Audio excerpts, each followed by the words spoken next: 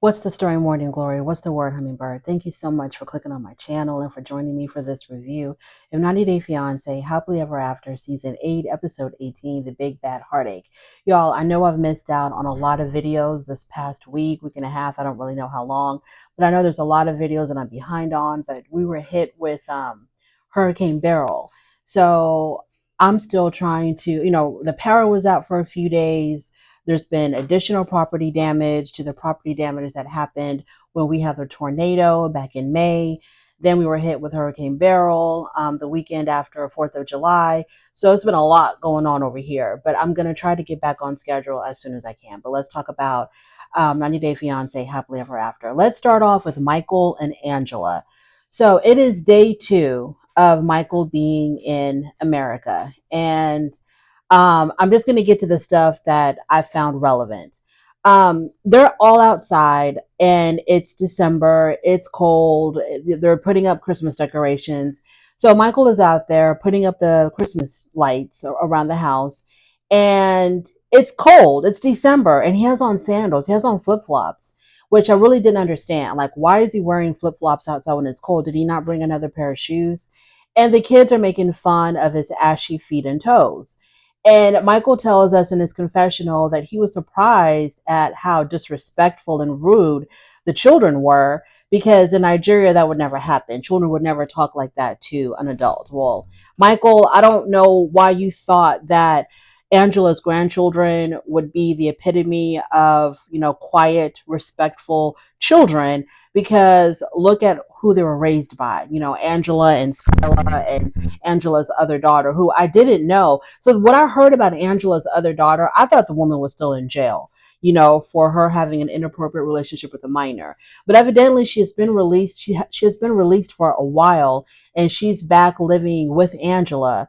I heard that she was living in that same house with Angela and Skyla and all the grandkids, but for whatever reason, I don't know if it's a term of her probation or for whatever reason, she's not allowed to be filmed, or I don't know if she's refusing to be filmed, or TLC doesn't want to take any chances by filming her. I don't know, but she's not being filmed. But from what I heard, she is definitely living in that house with Skyla and Angela. So moving on from there, later on that night, they go out to dinner. Michael and Angela meet Skyla at the restaurant.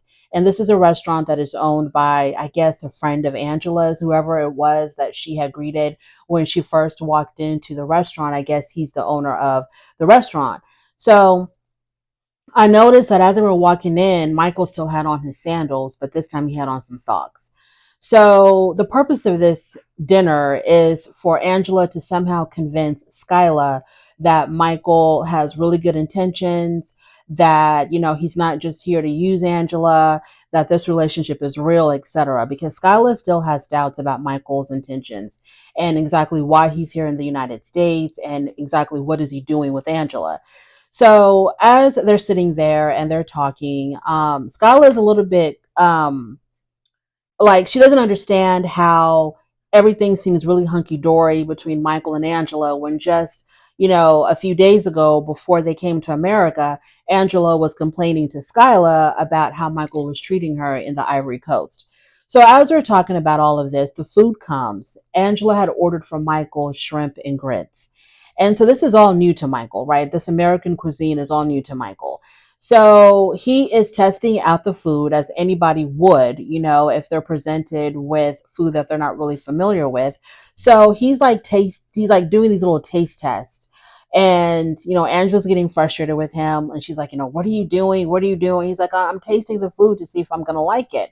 So he ends up taking a bite of the shrimp and grits. And then he had spit out, how, like, if you get a seed stuck in your tooth or a sesame seed or something really, really small, and you just do that little tiny little spit, you're just spitting out something really tiny. He did that. And when Angela saw that, she became unhinged. She thought that he had spit out the food, like everything he had in his mouth, he had just spit it out against the wall of all places. Like, he turned his head because he was sitting right next to the wall. So she thought that he turned his head towards the wall and spit out the food. And to Angela, this was a sign of disrespect to the friend that owns the restaurant. So she got really upset with Michael and she accused him of spitting out the food. And she's like, what are you doing? Why are you spitting out the food? That is so rude. And he tells her, I did not spit the food out. That's not what I did. So then she becomes even more enraged because now she says, well, you're lying to me. You're denying it and you're lying to me. And whatever he did was so minute that even Skylar didn't notice. I'm pretty sure she would have noticed if he had a mouthful of food and he just spit it out, wherever. I'm pretty sure she would have noticed that. But even Skylar was like, what the hell is going on? What just happened? What did he do? And so Angela's like, he just spit out the food. And Michael is denying it. And she then turns towards him and says, you spit out the food just like this. And then she spit out the big chunk of chewed up meat that she had in her mouth. She spit that on Michael. And Skylar is just sitting there watching this, not doing anything, not saying anything, not doing anything as far as like trying to get her mother under control. And Michael just sits there because he always takes the abuse from her. He always takes it. He doesn't retaliate. He doesn't. The only time that I've ever seen Michael really like fight back was twice. And that's when she was vandalizing his car, when she showed up in Nigeria unexpected, and then when she tried to take the phone from him. So she hawks this big chunk of chewed up meat at him. And then she's so upset that she gets up and she leaves and she walks away and he just sits there. After she's done smoking her cigarette outside, she comes back in, and the first thing he does is he apologizes to her. And I'm like, what are you apologizing for, Michael? I understand you have to act a certain way because, you're trying to stay here in the United States.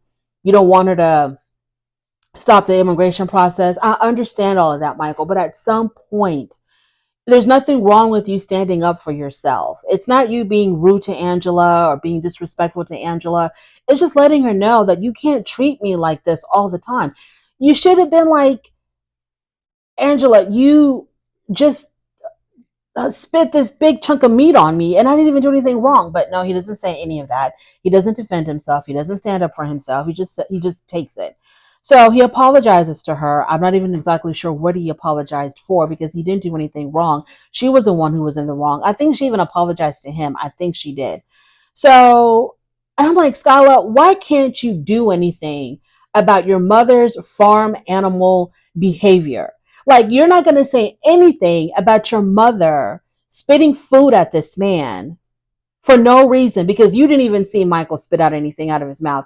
You're not even going to say anything about your mother spitting food at this man, but then you're going to go on and on about how, well, I just don't know if you're here for the right intentions with my mama and I don't know what you're doing. You're going to go on and on about that, but not say anything about your mother acting like a barn animal. So, Skylar doesn't believe that their issues are resolved. And Skylar says that in time, the true Michael will come out. But no one ever talks about Angela's true behavior in being extremely abusive, emotionally, verbally, mentally abusive towards her husband. Nobody ever mentions that on this show. They all talk about the things that Michael did, but no one talks about the things that Michael has done. Now, Angela is a grown woman. All the things that Skylar is accusing Michael of being, because she said that he was a scammer, a liar, and a cheater, all the things that Skylar is accusing Michael of being is stuff that her mother had told her, right? So which means that Angela is very much aware of who she's dealing with. If Michael is these things, a scammer, a liar, and a cheater, this is information that Angela knows about because she's giving this information to her daughter, right? So she knows that this is what Michael is, or this is what she's accusing him of being, and she still wants to be with him. She still wants to stay with him. So Skylar, like, your mom is a grown woman. If this is who she wants to be with, then let it be. Stop trying to constantly bring up, that Michael is just using her. Michael is just, your mother's aware of all of this and she's still choosing to be with him. So what is the point of constantly bringing it up? Skylar asks if her mom is just going to let him get away with all the things that he's done. And I'm like, Skylar, he has not gotten away with anything because whether he does anything or not, she abuses him. She retaliates against him. She treats him horribly. She yells and she screams and she throws things and she emasculates him. She dehumanizes him. What has he gotten away with? Everything that she's ever accused him of doing, she's handled it. She's punished him. She's even punished him for things that he hasn't done. Like, for example, spitting food out, which he didn't do, and she punished him by spitting meat at him. So, he has paid in full for all of his sins. Skylar said nothing. Oh, so yeah, Skylar says nothing about her mom's horrible behavior, even the behavior that she witnesses with her own eyes. She says nothing about that. All she wants to talk about is all the things that Michael has done, which Angela knows about. Angela doesn't really give a damn about because she's still with the man. Moving on to Kobe and Emily. She's not still with them as in right now in real time, but up to that point where they were sitting at the restaurant, she was still with them. Moving on to Kobe and Emily. Kobe and Emily, they're back on pissing me off. Now, when they were in Nigeria, I was really enjoying the scenes in Nigeria. I loved knowing about Kobe's culture. I loved watching the wedding. I loved learning about their tradition. All of that. And I loved how Emily behaved. I thought Emily was on her best behavior. I liked how she went along with the traditional wedding and all of that. I liked how her parents, more so her dad, was also involved with the not the Nigerian, I'm sorry, Cameroonian culture. So I was really, enjoying Kobe and Emily in Cameroon. I was really enjoying it. But now that we're back in Salina, Kansas, we're back on the BS. So they are riding in the car with their two kids, and they're telling their children that, oh, mommy and daddy have a big, big surprise for y'all. We're going on a big, big adventure. And when you're telling children something like surprise and adventure, you really are talking about something that's going to benefit them. You're referring to something that they are really going to enjoy and take pleasure from. But where do they end up? Disney World? No. The park? No. The pool? No. A toy store? No. They're at the clinic. They're at the clinic. And they're at the clinic because the big surprise is that Emily is pregnant, and they're at the clinic to get an ultrasound. This is the big adventure and the big surprise for the children. Okay. So they're at the damn clinic and they're getting an ultrasound. We see the baby. She's about 3 months along. And, Kobe tells us that they really need to get serious about getting their own place. Now it's time to tell her parents, because up until now, they don't know that Emily is pregnant. So now it's time to tell the parents that she's pregnant. So they're in the kitchen. They're talking about how are they going to tell them. They're both extremely nervous because they know that what they're doing is wrong. Your parents are helping taking care of not only two grown adults, but the grandchildren as well. And I'm pretty sure, their parents are at that age where they thought this was going to be their time. I don't know if the father's retired or not. I have no idea. I'm pretty sure he's still working to support this family. And this is the time for your parents to relax and travel and have all of this time to themselves. But instead, they're all caught up in your drama, in your lives, taking care of y'all financially, etc. I would think that Kobe and Emily would have been super duper cautious about not bringing another baby into her parents' home. So they sit down, and I think they're sitting down on the porch, and they start off, they're trying to do, let's tell them something really positive to put them in a good mood first, and then we're going to drop the baby bomb on them. So they start off by talking about how they've been house hunting because the parents want them the hell out of their house. So they talk about how they've been house hunting, et cetera, et cetera. And then the little boy blurts out that there's a baby in mommy's tummy. And of course, both mom and dad take a double take, and they're like, what? What did he just say? So now they have to tell them that Emily is pregnant. And the parents are not happy about it. There was no, oh my God, congratulations. It was none of that. So they were like, okay, so what are y'all going to do as far as, getting your own place? And, Kobe says that they've been looking, et cetera, et cetera. Okay, let me just cut to the chase. Kobe and Emily pissed me off because they are extremely selfish. You're living in another person's home. Okay, and this other person is helping y'all out in some form or fashion. Maybe they're paying rent there, as they should be. Maybe they're paying rent there. I don't know. But you are definitely taking up space in your parents' home. You're taking up space. I'm pretty sure there's plenty of times that the parents have had to babysit those two grandchildren while Kobe and Emily go out and do whatever the hell they want to do. So not only that, but you're putting your parents to work by watching your children. And I'm pretty sure the father has to financially accommodate, 4 additional people in his home, even if they are paying rent.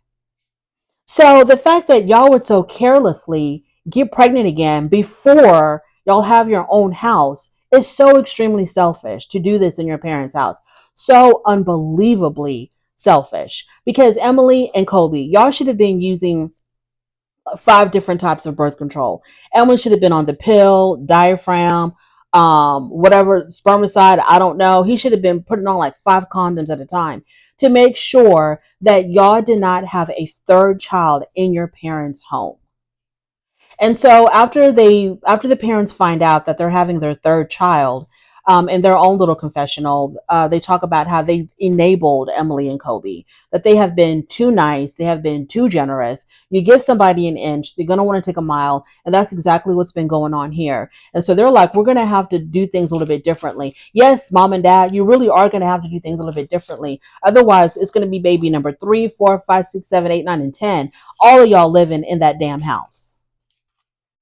Because, and that's another thing. Now that y'all are having more children, you're going to have to find a house now that's got more space, which means you're going to have to be shelling out more money, and it's only Kobe working. And I'm like, y'all are just not using the brain that God gave y'all. Moving on to Rob and Sophie. So Rob is over at Kay's apartment where Sophie has been staying the majority of the time that they've been married.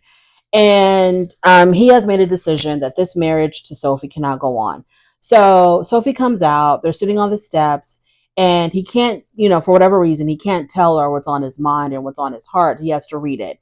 So he pulls out his phone and he starts reading it to her, and he's basically letting her know that he can't continue in this marriage and he wants out. And so she, breaks down and she gets up and she runs back into the apartment. Rob gets up, knocks on the door to try to get her to come back out so they can talk about this like adults, even though he was reading his message to her, not talking to her like an adult. He wants her to come back out. She doesn't come back out, but instead her friend Kay comes out. So Kay comes out and tells him to get out. She's like, go, just get out of here.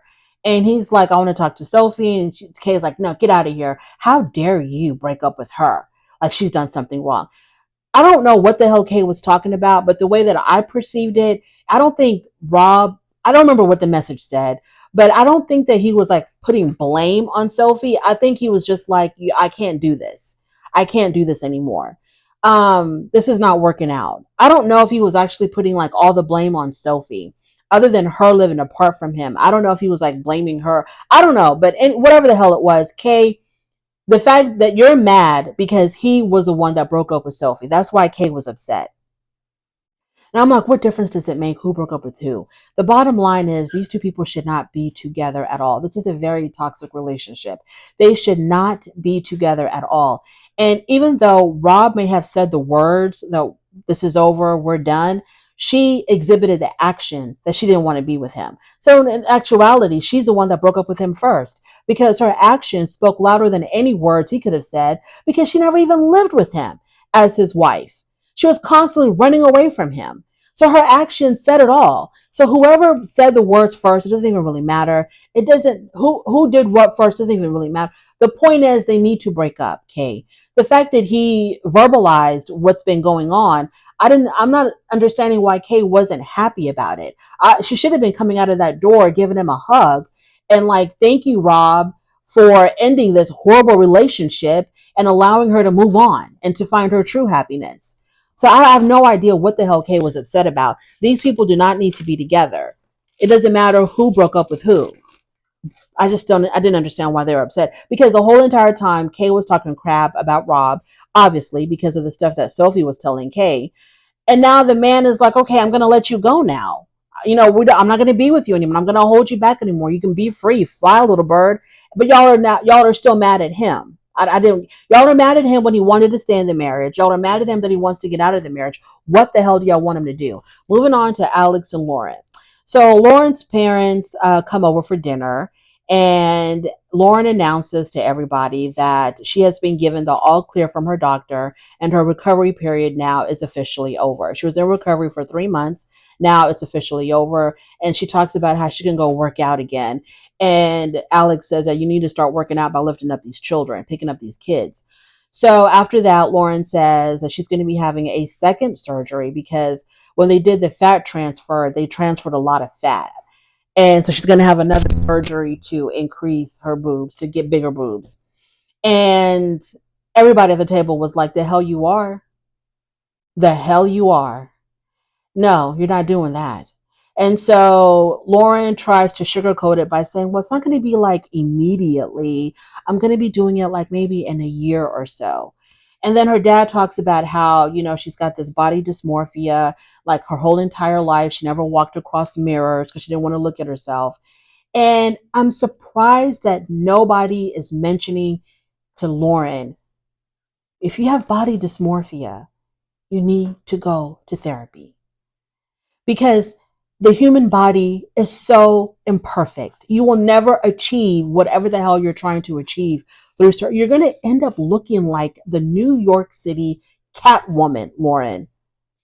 It will never, you're going to be botched up so bad. Why hasn't anybody mentioned to her, if you have body dysmorphia, if you've already concluded, you've already diagnosed yourself, or you've gotten a diagnosis of body dysmorphia, you need therapy to understand that you have to accept your body the way it is. A little nip and tuck, fine. But there are people who actually need to nip and tuck. You, Lauren, you didn't. You have body dysmorphia, correct? You have body dysmorphia. So in other words, the way you see yourself is not exactly how you are, and it's not how others see you. The way you see yourself is something that you are like imagining in your head. You're completely like the way you see yourself, your self-image is completely exaggerated. It's not based in reality.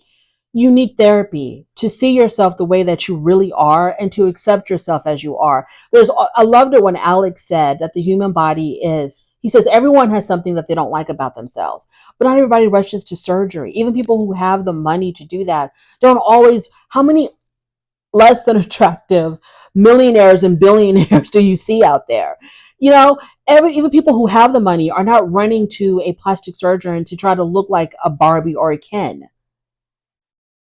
There's always going to be something about yourself that you feel like, well, this could be a little slimmer, this could be a little fuller. But the solution is not to run to a plastic surgeon. The solution is just to understand and accept it. I mean, and I'm so sick and tired of talking about Lauren. I'm so sick and tired of talking about Lauren and the fact that she refuses to get therapy for her body dysmorphia. And I really thought that people who had body dysmorphia did know that they had it. I'm not an expert in this, so, y'all can school me. But I really thought that people who had body dysmorphia didn't even know that they had it, that they think that, that they're normal and they're just, trying to fix some issues, that they don't know that the way that they see themselves is not exactly how they really are. They think that everybody must see what I'm seeing. I don't know. I just thought that people who had body dysmorphia did know that they had body dysmorphia, that they thought that they were completely normal, but in actuality, their way of thinking is completely irrational. I don't know. But she says she wants to have bigger boobs, and she says it's not going to be immediately. She's going to give it about a year, and then she's going to go get her boobs nipped and tucked and blown out. Moving on to Patrick and Taes. So Patrick and Taes. The only thing that I'm really going to say about Patrick and Taes is that, okay, my video stopped. The only thing that I can say about Patrick and Taes is that the dad finally gave the blessing. So Patrick had a chance to talk to his father-in-law, and the father-in-law got really emotional and cried whenever Patrick asked for the blessing. And the dad was like, this is all I ever really wanted. And whatever. So he got the blessing. I understand it's a cultural thing. It's something that I will never really truly understand, other than the fact that this is just what they do in their culture. Because I'm just like, Dad, why can't you just accept it for what it is? They're already married. I don't know. But he got the blessing, and now he's willing to start this relationship with Patrick and to be able to get closer to Patrick, etc., etc. So on the last day of their vacation, John and Taes have a chance to talk, because, that was one of the things that she had promised Patrick, that she was going to try to patch things up with John. And while they're talking, Taes brings up, well, first of all, she starts off positive. She does acknowledge that John had a lot to do with Patrick and her father coming together and the whole blessing thing. So she does acknowledge that because Patrick did tell, excuse me, John did tell Carlos that, my brother's a good guy. He's a family guy. He's doing a really good job taking care of Taes and taking care of the baby.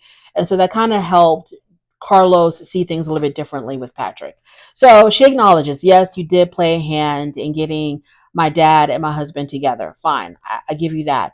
Then she brings up her damn friends, how disrespectful he was to her friends. And then, John will always defend himself. So he needs to teach Michael a few lessons on defending yourself. He's like, I didn't do anything wrong.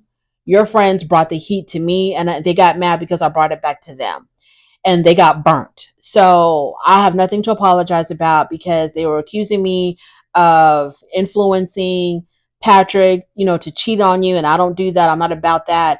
And the only reason why they said that about me was because of information that you're giving them, because your friends don't even know me. So they had this really this negative picture of me because of information that you're giving them. So I didn't do anything wrong. So he refused to apologize. So they basically just have to agree to disagree on that point. And in their confessional, Taes talks about how her and John have gotten a lot closer. They not a lot closer, but they are getting along a lot better. I think she said something to that effect. So, I mean, at least the relationship is progressing somewhat, but he was not going to apologize for a damn thing. Moving on to Jasmine and Gino. So it's the evening gown competition. I thought Jasmine's gown was really pretty. It was a beautiful, deep plum color. It was so pretty.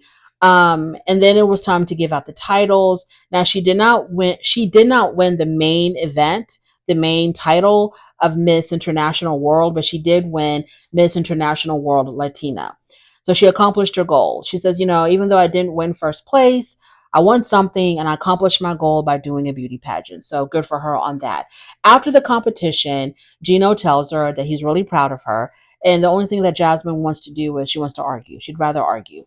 So they start arguing, and then she brings up the fact that she doesn't believe that he has submitted her immigration paperwork for her permanent residency. He said he had. She says he didn't. So I don't know. Don't know, don't care. Word on the curb is that, like I said before, that she's moved on to somebody else. Evidently, she started a relationship with a guy that she was having an affair with, that she used to work out with at the gym. That's the rumor. I don't know if it's true or not. I have no idea. I don't follow things that deeply on the internet about these people, but when I see a headline, I might take a gander at the article or whatever. But word on the curb is that she was having an affair with somebody at the gym, and that's who she's with right now. And also, Gino has moved on to somebody else as well. Don't know how true that is. So Ashley and Manuel. So they're celebrating Manuel's birthday at a whiskey brewery. All of Ashley's friends and family are there. And we find out that there was another fight, I think, between Ashley and Manuel. I don't know. I couldn't quite understand what the sister was saying because we did see the big blowout fight that they had when Ashley had found out about Manuel talking to the mother of his children.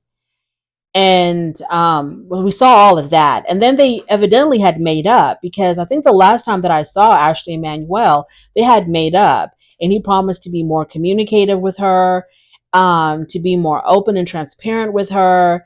And it looked like they were fine. But the sister tells everybody, while Ashley and Manuel are taste testing whiskeys at the bar, the sister's sitting at the table with everybody else. And she tells them that they got into another fight, and this fight had to do with Manuel changing the password to his bank account.